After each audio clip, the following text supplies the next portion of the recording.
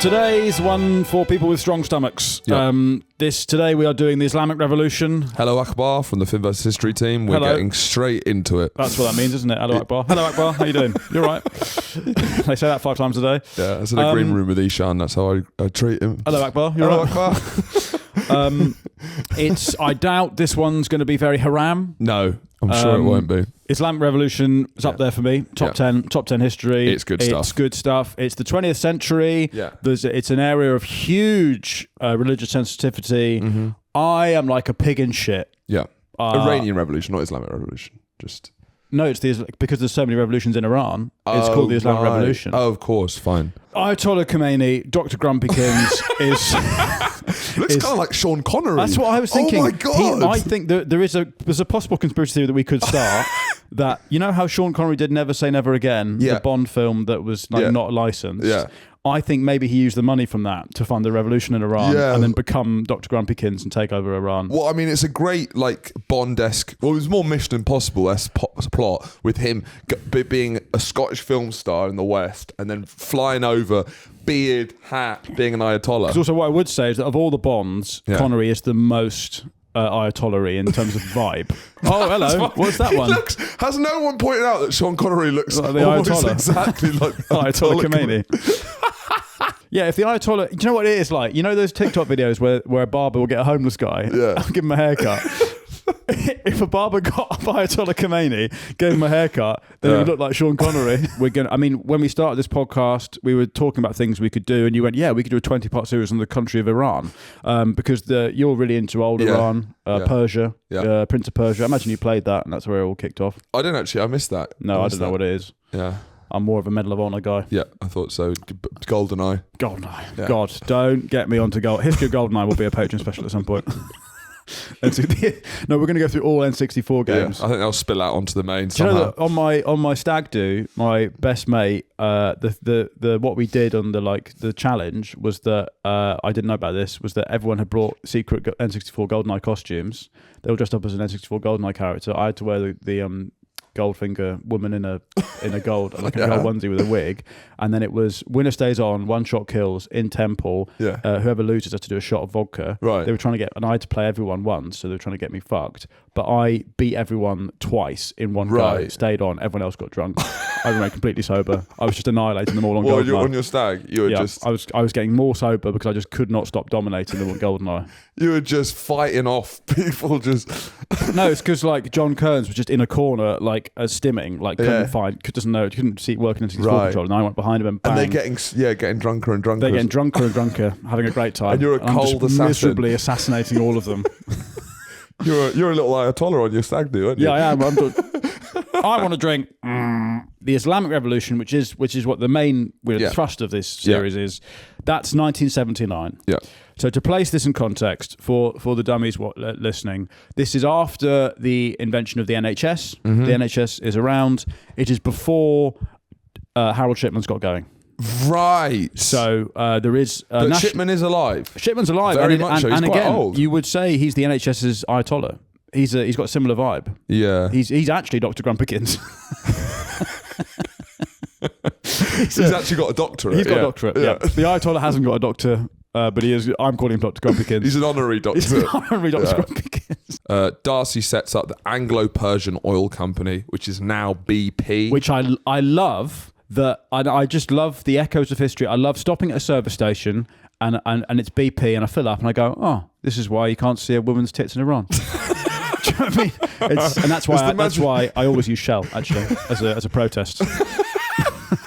I'm a Shell man because I can't buy that I can't see a women's tits in Iran. I find that I think that's a liberal. So the deal that Darcy signs, the deal. So he probably bakes himself a cake because he's found oil. Yeah. Treats himself to 30. He's a big old fat guy, this guy.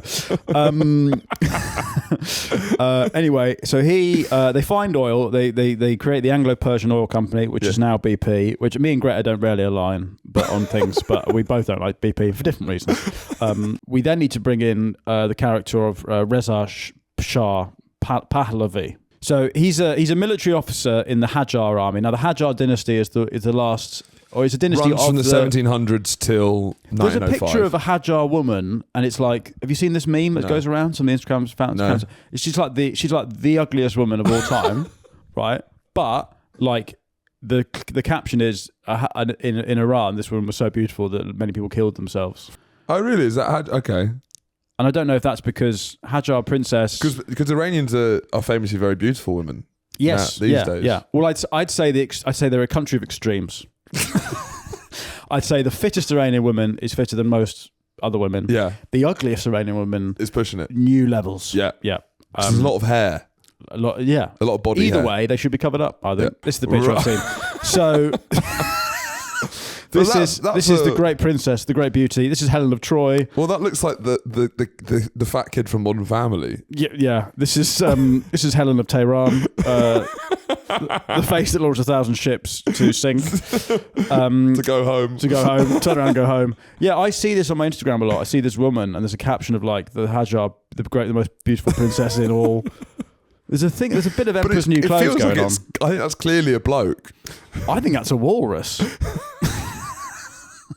In the 20s, you have a guy called Reza Khan. Right. He sounds like he makes great music. Reza Khan sounds like it's in an Uber. Yeah. And you're hungover, and it's the last thing you want. There's nothing worse than being in the front seat of an Uber to an airport. Yeah. Where, I mean, can you tell that I just come back from a big weekend in Hamburg, and the worst bit of it was the journey, the Uber back. God, when they're playing their own music. When they're playing their own music.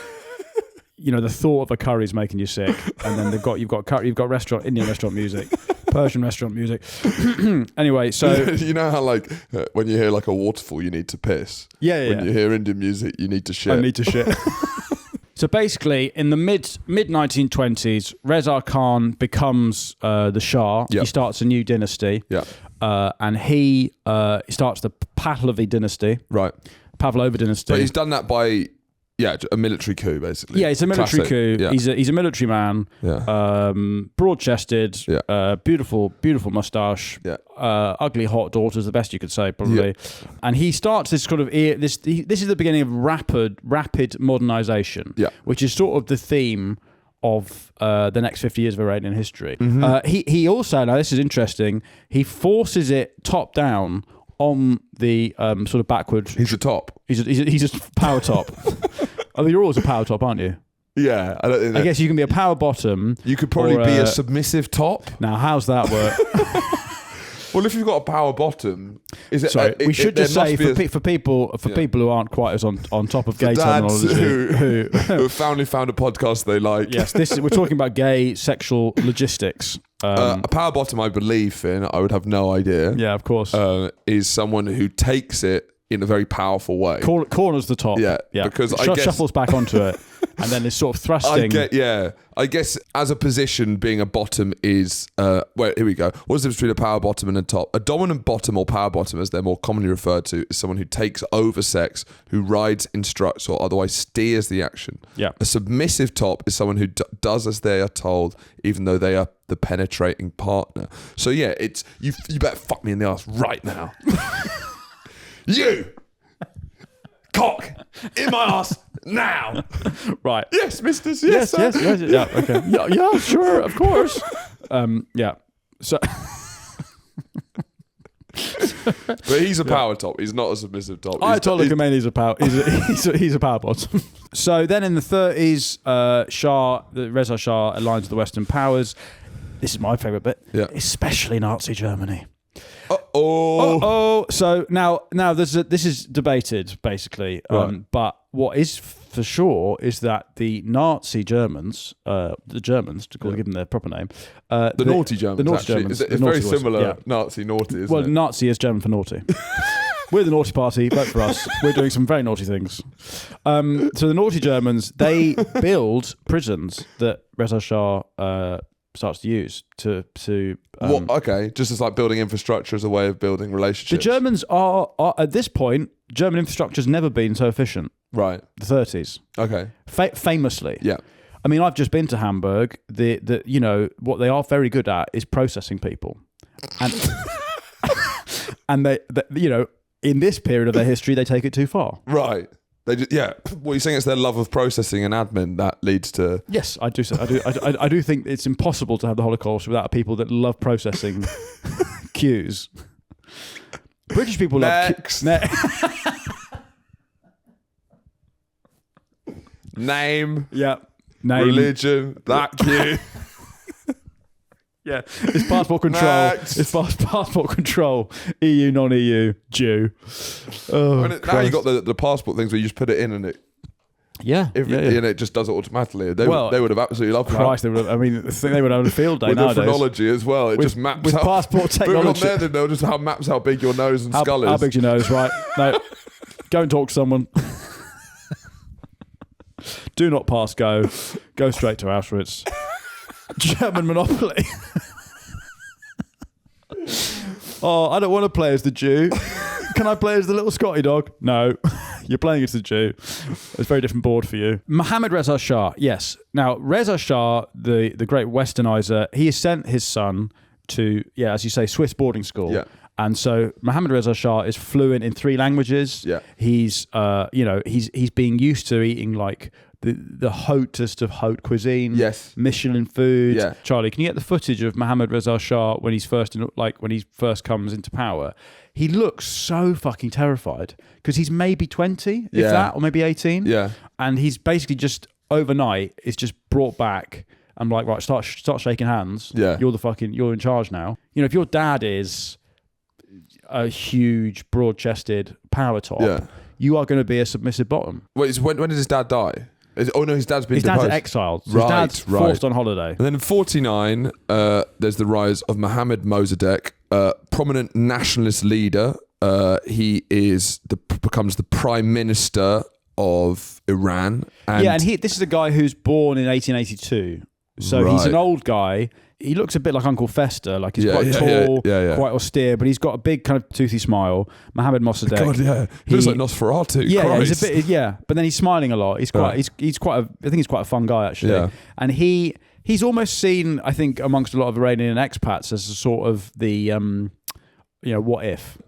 1951, Mossadegh tries to nationalise British oil, and the Brits are like British and American. Well, there's a new. The Brits and Americans have tried to. They've got a new. They're trying to work a new system. Yeah. I think at this point the Brits are still mainly in control of the oil, but obviously Britain's fading. It's bankrupt after the war, and then the idea that this guy is going to take the oil away from them, they're like, we absolutely can't have this. The sweets have to stay in the top cupboard. Yeah. You will go crazy if you eat all those sweets. Yeah. So they get rid of Mossadegh eventually, and what they do is the CIA and the Brits is they install Mohammad Reza Shah. They get him back from Rome. He goes, that was a lovely city break. I can't wait to go on holiday again. And they go, mate, you're a king now. Can you just fucking do some work first? Definitely. He goes, I'd love to go hiking in the Pyrenees. I've just seen there's a deal on, actually. As you were saying, the Shah does a lot of good things, but I guess from a very Western perspective, though, is all the things that we like. We don't like Dr Grumpikins. So I guess we've got to state our claim. I guess we're somewhat biased in that we think Dr Grumpikins is bad. Yes, exactly. I like seeing women's hair. Yeah, exactly. Not as a weird thing. I don't notice it. Yeah. I'm neutral on women's hair. So you don't have a hair fetish? No. Well, you probably would. If I was Iranian, I would crumble at the sight of a woman's hair. So you probably would have a hair fetish. So I would have a hair fetish. Yeah. Basically, in the late 50s, this is all about growth, modernization, oil, powered by oil.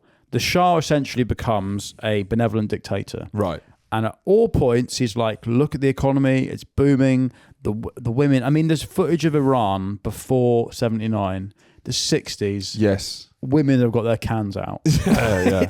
It looks fucking great. But it's like California. Yeah, it's like California in the 60s. California.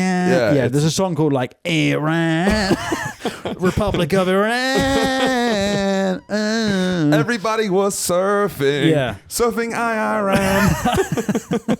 Yeah. Tehran in the 60s is fucking swinging because it's on the hippie trail, right? And Khomeini's just... He's Khomeini. He's livid. We haven't introduced him, but he is sort of on the sidelines, just sort of... Just imagine for this whole period, he's in a city that's called Qom, which is quite funny. Qom. The Shah's sort of great undoing is the fact that he's concentrating on the economy and the westernization, and he's giving people economic freedom and education without any political freedom, which is a tension that can't hold. Right. If I'm telling you, like, I'm going to give you 20 quid, but you have to vote for who I say, you'd be like, oh, I don't. Depends who. I don't know. Yeah. And I'm like, no, you have to vote. You have to vote reform. Yeah. Okay. 20 quid. 20 quid though. It's 20 quid. That's my point. 20 quid's 20 I'm like, quid. 20 quid. 20 quid, you vote reform. 25 and that's a deal. Yeah, exactly. That's kind of Iran, right? Yeah. So in 1963, the Shah is like, I'm gonna start something called the White Revolution. Right. It's already sounding more and more Western every time. I love this. So the things that he does, That's true. the things that he does in his White But Revolution. if I was in charge, every policy, I'd This say is a it's revolution. Yeah. I'd be like Che Guevara, just doing my if I do my autumn statement. Yeah, I mean, it's a budget, is what it is. It's not a revolution, but I mean, to be fair, if Rachel Reeves called cutting disabled people's benefits revolution, Exactly. But she's dressed as Che Guevara, and she's like, we're going to revolution. We're going to cut. But then that's a very weird revolution, isn't it? We get these disabled people are too good for too Glenn long. Hoddle's like, I've been saying this for you. Glenn Hoddle's like, what? I'll be there. They've been punished for sins. This is a fucking revolution. People are just chucking wheelchairs down the stairs. They're building more stairs. They're getting rid of ramps. So the Shah's given, let's talk about what the Shah has introduced. He's given women the right to vote, and they're included in politics. He's given 5-year plans. He's building infrastructure. He's basically in a tent in like a food stall, just handing out money to a queue of peasants, like big wedges of cash going, you own your land now, the state's paying for it. Yeah. But this, despite the women stuff, this is what Grumpikins hates the most. What? The land reform. Right. He's like, hates it. That's the church's land. Or I Yeah, think maybe he thinks the church is. I don't really know what his problem is with land reform. Khomeini is this is where he kicks off. Yeah. This is stage left, enter Grumpikins. Right. And he's just I don't think he actually says anything ever in his life. He just growls. Yeah. And he does do a famous speech. All right, fair enough. But in the speech, the famous speech is this amazing articulate speech. For something, that's that. I always find it funny. Just complaining about women having the vote is just a funny platform. Very funny. Yeah. It's just there's something really funny about being like a revolutionary, but the revolution is that women don't. It's taking rights away. It's There's something funny. so funny about that. It's like an attitude. No. We were, and it's just like, how do you get people to cheer? How do you get men and women to cheer? Take away your vote. Yeah. Throughout human history, men have always tried to oppress women. Yes. It's quite a natural urge in society. Yep. Men are physically stronger. They will find systems of governance. Women are annoying. That will, and that's happened in every single. Yep. But nowhere has done it so thoroughly. Yep. Than Islamic fundamentalists. Yep. You have to give it to them. Like, how have you managed to get away with that? I think a lot of men across the world, it's like, how have you done that? We've all been trying to do this. Yeah. And you've just done it. How have you managed to do that? You just thrown a towel over them. You just gone, right, no, shut up. Shut the fuck up. It is amazing. It's the most comprehensive dismissal of women. And they love it as well. Some of them love it. Yeah. Some of them fucking love it. They're like, don't take my burqa away. Yeah. Blah, blah, blah. The White Revolution angers many, particularly the clergy, who saw it as an attack on traditional Islamic values, landowners and intellectuals. Yeah. Basically, Tehran in particular, I mean, there's a big disparity between the cities and the country. Yeah. Tehran is like, when you've arrived, there's a clock on the wall in the bank. Right. As a city. Tehran's like Tokyo, London, right, New York, Tehran. Right, fine. Now, no one fucking cares what time it is in Tehran. There's no tits out. I can't have a drink. Who fucking cares? If you're a woman, it's just 5 o'clock time to get back to the it's kitchen. not in Tehran. It's never 5 o'clock in Tehran. That's what that saying is. It's never a glass of white wine with the girls. It's cocktail hour. Not in Tehran. It's not. It's fucking cover up. Stop gobbling cocks. Yeah. Go home. But when does you know the fucking COVID slogans. Stay indoors, protect the NHS, save lives. Yeah, what's put that drink down, stop gobbling cocks, go home. That's Iran. When does Khomeini get exiled to the northern Iran? It's in the 60s, I think. At 64. Right. Khomeini, so just after he starts grumpying off about the Shah's reforms, he's exiled. He either goes into hiding or gets exiled. Well, he goes to Turkey and then he goes to Iraq and he goes to Najaf, which is one of the biggest cities in Shia. He goes into exile for, I think, 12 years, 14 years. In like the north of Iran or Iraq somewhere, just biding his time. It's Najaf in Iraq. With just a couple of very close family members and occasionally has some followers telling him, keeping him abreast of what's going on. But apparently, apart from that, people who saw him on his day-to-day basis, all he would do is just go to the mosque and home. For 14 years... He's trying to finish his book. He's trying to finish this fucking book. But go to the mosque. That's it. So he's literally, there's nothing to say. That's it. He goes to Turkey initially, but then he's extremely angry at the secular dress of Turkish women. So he goes to Turkey, he goes, brilliant, Islamic country.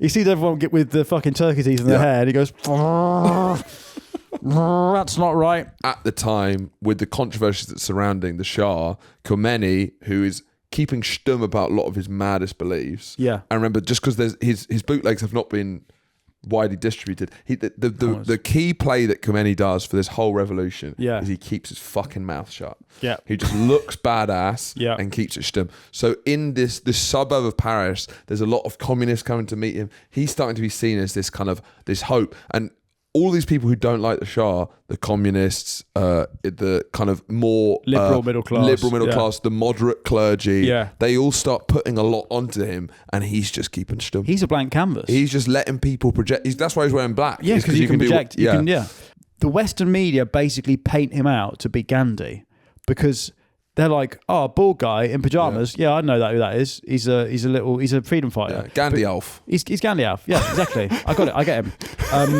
That's genuinely what the New York Times they make him out to be. This kind of virtuous, ascetic, kind of holy man who just wants justice. Yes. And they don't realise that underneath all that, Grumpikins is like, I'm gonna when I get in, I'm gonna be the grumpiest cunt of all time when I get in. Now, you know how they talk about triggers? Yeah. So, like, when you're doing GCSE history, you're like, okay, so these are the causes of the First World War. The trigger is the assassination of Franz Ferdinand, which sparks it. You're always looking about causes, the trigger. Now, we've talked about the causes for nearly 2 hours now. Yeah. The trigger is that someone writes an article, the Shah writes an article in a popular paper calling the Ayatollah gay. Now, he was like, I've got a perfect plan. Yeah. This will shut him up. He's a woofter. What, you mean the straightest man who's ever lived? You mean the guy who's making the straightest songs? The guy who's so straight he can't finish a book? He goes, yep, he's gay, he lives in France. Yeah. Why else would you move there unless you're gay? He's thick, he's stupid, he's got stupid eyebrows, look at his silly beard, he's big gay. And this is like in a sort of esteemed newspaper, and the country goes fucking apeshit. Yeah. They're like, it's pure slander. Yeah, it's complete. None of it's true, obviously. But the Shah's just hit the "you're gay" card. That's all he's got. And they hate that. And they all hate famously, Iran hates being gay. There's then what happens is the American embassy in Tehran, of which there are, I don't know, hundreds of people working there. It's a huge embassy, obviously, because America has a lot of influence in the region. Well, America's been bankrolling the fucking government. But it's like, even in quite like poor areas, you can see this giant compound. It's like a huge symbol of. And at all the times, there are people on the street with a photo of Dr. Grumpikins and another. They're shouting "Death to the West." They love getting together and shouting. They hate the West because the whole thing is finally we're taking back our country. By the people, for the people. Too much Western influence. What is that black stuff? Can someone please tell us what's that? What is it? Is it Guinness? I don't even know what that is either. Are we allowed to drink it? I don't know what it is. Is this the beginning of the angry Middle Eastern mob? Because now, growing up, just BBC News is this endless angry Middle Eastern mob. It's endless videos from all over the Middle East, just livid, firing just different people. This is kind of the start of that sort of stuff, I reckon. Well, no, because there's been like revolutions. I guess because it's televised. The fact is that this is televised, and people are charging around in flares. Anyway. So there's a mob outside the American embassy, and this is in 1979. There's this group of militant students and Khomeini followers. But like a lot of revolutions, French Revolution, Cultural Revolution, capturing the youth, capturing the student body, basically you build your own revolution, and then really passionate, unemployed students get together and they become their own militant groups, having a scary amount of power in the sort of confusion of the revolution. Happens quite regularly, and this is what happened here. So they storm the embassy, and this is the beginning, if it's film Argo, if everyone's seen that, where they're inside being like, fuck it, burn everything. And so they take 52 American diplomats and citizens hostage. Well, actually, they take more than that hostage. They take about... I think it's nearly 70 hostage, but... What's the reason for them taking the American hostage? What are they hoping to gain from it? Oh, fuck, we didn't even say. Christ, I know, right. Yeah. Sorry, it's been a long series. In November, the Shah, his cancer gets diagnosed as terminal. Right. He needs specific treatment, so he asks the US if he can go to New York. They let him in, and as soon as the pictures of him arrive in New York go back, that's when the students attack the embassy. Right. So it's because the Shah is in New York, being treated by the Americans, which optics-wise is just really bad because everyone hates the Shah, the American emperors. Right. So they storm the embassy. And anyway, so... But what is the... When you have a hostage, you have demands. What are their demands? They don't fucking give a shit. But what are they taking them hostage for then? Peanuts. Fair enough. So Carter then basically loses the presidency essentially because no one's ever looked weaker because he tried a special operation. It's like, you know, when they got bin Laden and Obama strides forwards and goes, ladies and gentlemen, we got it. Yeah. Jimmy Carter goes, ladies and gentlemen, we fucked it. Both the helicopters crashed. We blew up an oil tankard, and 6 Americans are dead. We fucked it. You're just hoping when you're president that your special forces get some big scalps so you can come out and say, "Yeah, I did it." Died like a dog. You want that one? You want the head of ISIS? Yeah. Trump gets out and just starts. Trump gets it, but Obama got bin Laden. That's still the big terrible fish. Dog. He died like a dog. Yeah. Carter basically kills his own boys, loses 2 helicopters, and then that's why they elect. 80s, very different decade. Strong man, America's strong again. Action films. Forget about Taxi Driver. Introspective new wave cinema. Total now recall. It's fucking Schwarzenegger. It's Stallone. We're back, Hasta la baby. vista. Yeah. Big muscly guys. Reagan used to be an actor coming in. You know? Within 15 minutes of Reagan's inauguration, Khomeini releases all the hostages. Because fuck Carter. Fair enough. Fuck Carter. Just because it's funny, because the guy's, you know, I mean, he's Mr. Grumpikins, but he's pretty funny. Yeah, I guess that's a good bit. So after 440 days, literally, as Reagan swears in the Bible, he goes, yeah, you can all go now.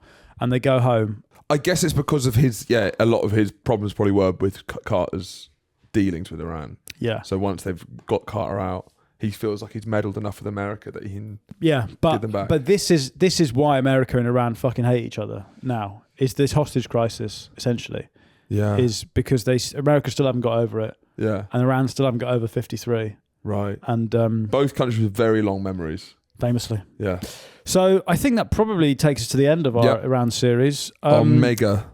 To sum this up in a word, in a sort of sentence. A word. A sentence. Ambitious. I'd say the history of Iran from 1907 to present day is sort of like the career of Mia Khalifa.